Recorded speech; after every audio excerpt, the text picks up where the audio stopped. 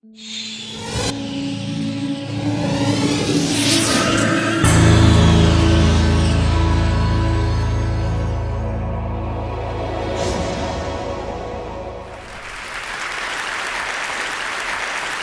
a few minutes ago, I took this picture about 10 blocks from here. This is the Grand Cafe here in Oxford.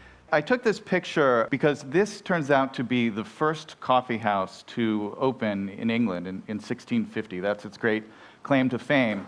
And I wanted to show it to you not because I want to give you the kind of, Starbucks tour of historic England, but rather because the English coffee house was crucial to the development and spread of one of the great intellectual flowerings of the last 500 years, what we now call the Enlightenment.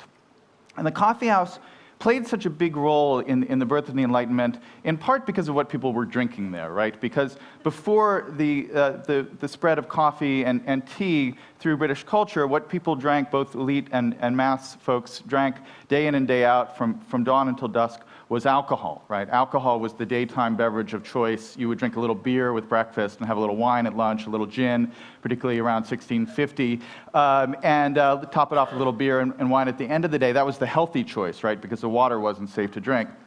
And so effectively, until the rise of the coffee house, you had an entire population that was effectively drunk all day. And you can imagine what that would be like, right, in your own life, and I know this is true of some of you, if you were drinking all day and then you switched from a depressant to a stimulant in your life, you would have better ideas. You would be sharper and more alert. And so it's not an accident that a great flowering of innovation happened as England switched to tea and coffee. But the other thing that makes the coffee house important is the architecture of the space. It was a space where people would get together from different backgrounds, different fields of expertise, and share. It was a space, as Matt Ridley talked about, where ideas could have sex, right? This was their conjugal bed, in a sense. Ideas would get together there. And an astonishing number of innovations from this period have a coffee house somewhere in their story. I've been spending a lot of time thinking about coffee houses for the last 5 years because I've been kind of on this quest to investigate this question of where good ideas come from. What are the environments that lead to unusual levels of innovation, unusual levels of creativity? What's the kind of environmental, what is the space of creativity? And what I've done is I've looked at both environments like the coffee house, I've looked at like media environments like the World Wide Web that have been extraordinarily innovative. I've gone back to the history of the first cities. I've even gone to biological environments like coral reefs and rainforests that involve unusual levels of biological innovation. And what I've been looking for is shared patterns, kind of signature behavior that shows up again and again in all of these environments. Are there recurring patterns that we can learn from, that we can take and kind of apply to our own lives or our own organizations, our own environments, to make them more creative and innovative?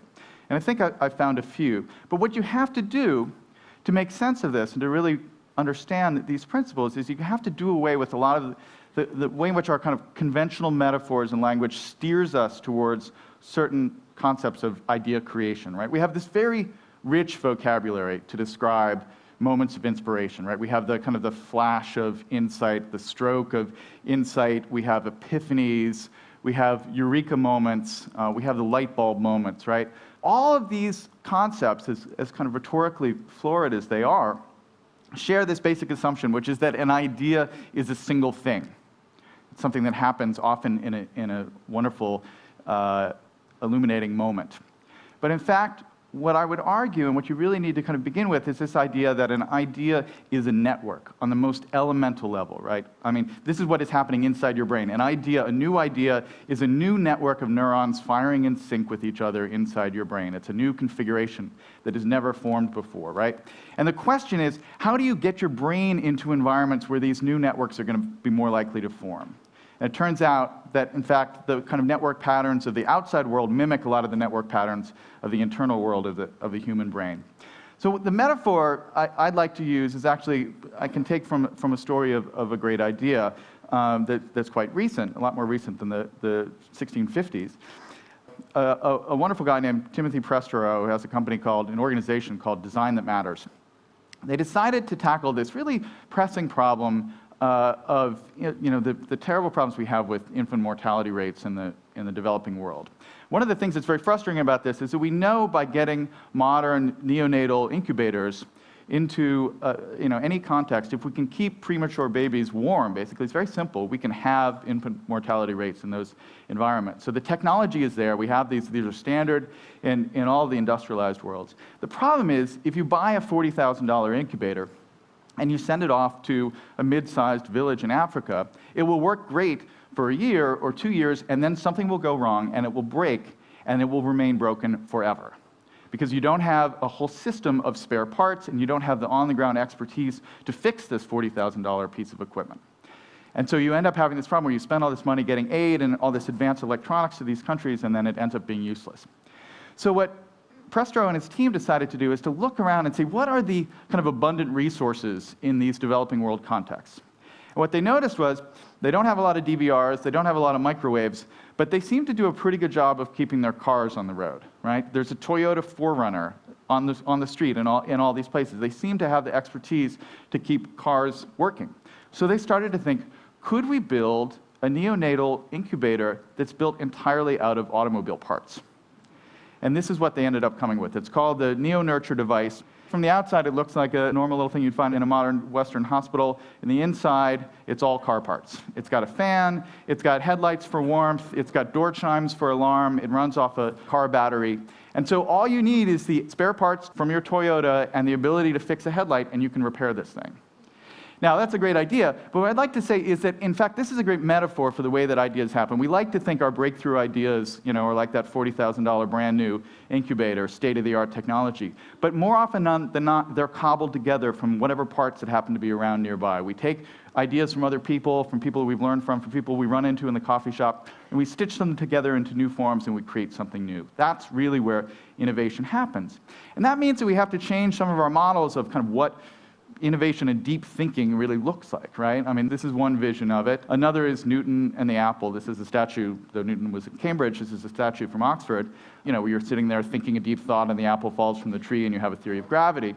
In fact, the spaces that have historically led to innovation tend to look like this, right? This is Hogarth's famous painting of a kind of political dinner at a tavern, but this is what the coffee shops looked like back then. This is the kind of chaotic environment where ideas were likely to come together, where people are likely to have kind of new, interesting, unpredictable collisions, people from different backgrounds. So if we're trying to build organizations that are more innovative, we have to build spaces that, strangely enough, look a little bit more like this. This is what your office should look like. It's part of my message here. And one of the problems with this is that people are actually, when you research this field, people are notoriously unreliable when they actually kind of self-report on where they have their own good ideas or their history of their best ideas. And a few years ago, a wonderful researcher named Kevin Dunbar decided to go around and basically do the Big Brother approach to figuring out where good ideas come from. He went to a bunch of science labs around the world and videotaped everyone as they were doing every little bit of their job. So when they were sitting in front of the microscope, when they were talking to their colleagues at the water cooler and all these things. And he recorded all these conversations and tried to figure out where the most important ideas, where they happened. And when we think about the classic image of the scientist in the lab, we have this image, they're poring over the microscope and they see something, in the tissue sample and, oh, eureka, they've got the idea. What happened actually when Dunbar kind of looked at the tape is that, in fact, almost all the important breakthrough ideas did not happen alone in the lab in front of the microscope. They happened at the conference table at the weekly lab meeting when everybody got together and shared their kind of latest data and findings. Oftentimes, when people shared the mistakes they were having, the error, the noise, and the signal they were discovering.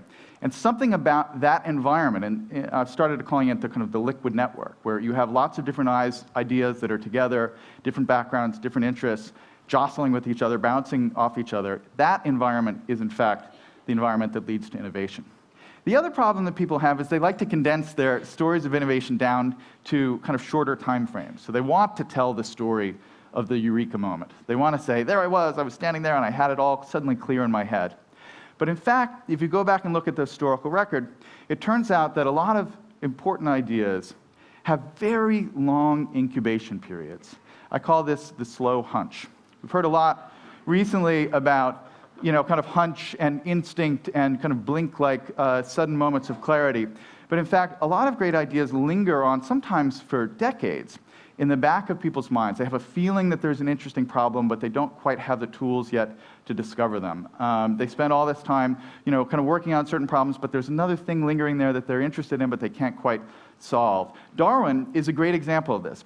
Darwin himself, in his autobiography, tells the story of coming up with the idea for natural selection as a classic eureka moment. He's in his study, it's October of 1838, and he's reading Malthus, actually, on population, and all of a sudden, the basic algorithm of natural selection kind of pops into his head, and he says, at last, I had a theory with which to work. That's in his autobiography.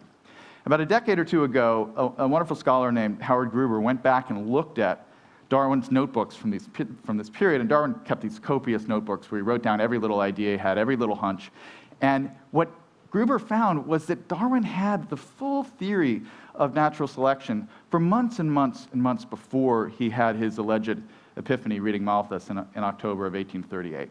There are passages where you can read it and you think like you're reading from a Darwin textbook from the period before he has his epiphany. And so what you realize is that Darwin, in a sense, had the idea, he had the concept, but was unable to fully thinking it yet. And that is actually how great ideas often happen. They fade into view over long periods of time. Now, the challenge for all of us is, how do you create environments that allow these ideas to have this kind of long half-life, right? It's hard to go to your boss and say, I have an excellent idea for our organization. It will be useful in 2020. Could you just give me some time to do that? Now, a couple of companies like Google, they have innovation time off, 20% time, where in a sense, those are hunch cultivating mechanisms in an organization. But that's a key thing. And the other thing is to allow those hunches to connect with other people's hunches. That's what often happens. You have half of an idea, somebody else has the other half, and if you're in the right environment, they turn into something larger than the sum of their parts. So in a sense, we often talk about the value of protecting intellectual property, building barricades, having secretive R&D labs, patenting everything that we have, so that those ideas will remain valuable and people will be incentivized to come up with more ideas, and the culture will be more innovative.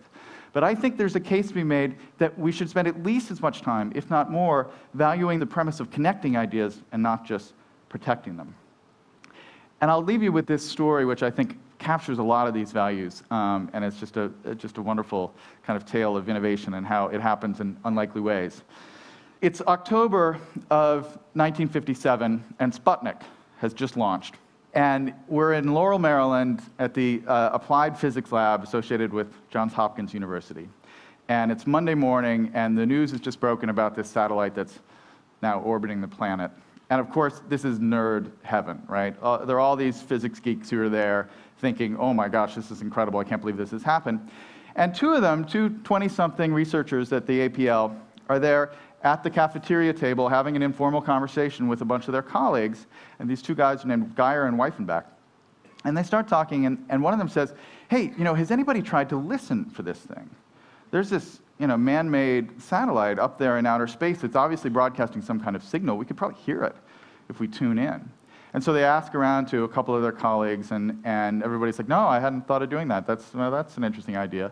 And it turns out Weifenbach is kind of an expert in microwave reception, and he's got a little antenna set up with an amplifier in his office. And so Geyer and Weifenbach go back to Weifenbach's office, and they start kind of noodling around, hacking, as we might call it now.